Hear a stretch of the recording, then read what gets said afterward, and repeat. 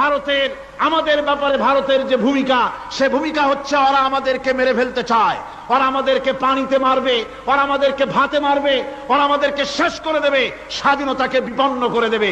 এজন্য আজ এই বিশাল জনসমুদ্রের কাছে প্রশ্ন করি, যদি প্রয়োজন হয় আমাদের চির দুশ্মন ভারতের বিরুদ্ধে যদি লড়াইয়ের প্রয়োজন হয়, তোমরা সবাই প্রস্তুত থাকবে। আপনারা মনে রাখবেন, ভারত তার অপসংস্কৃতি আমাদের মধ্যে ঢুকাচ্ছে। বাংলাদেশের মধ্যে মঙ্গল প্রদীপ দিয়ে অনুষ্ঠান শুরু হয়ে গিয়েছে, মঙ্গল প্রদীপ দিয়ে অনুষ্ঠান শুরু করা হচ্ছে।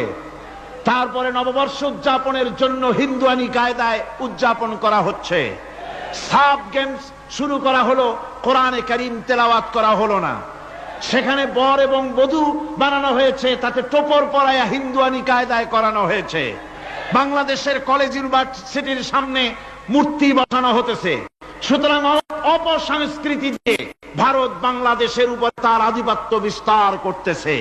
এ ব্যাপারে মুসলমানদের ঐক্য চাই। ভারতের আমাদের ব্যাপারে ভারতের যে ভূমিকা, সে ভূমিকা হচ্ছে ওরা আমাদেরকে মেরে ফেলতে চায়, ওরা আমাদেরকে পানিতে মারবে, ওরা আমাদেরকে ভাতে মারবে, ওরা আমাদেরকে শেষ করে দেবে, স্বাধীনতাকে বিপন্ন করে দেবে।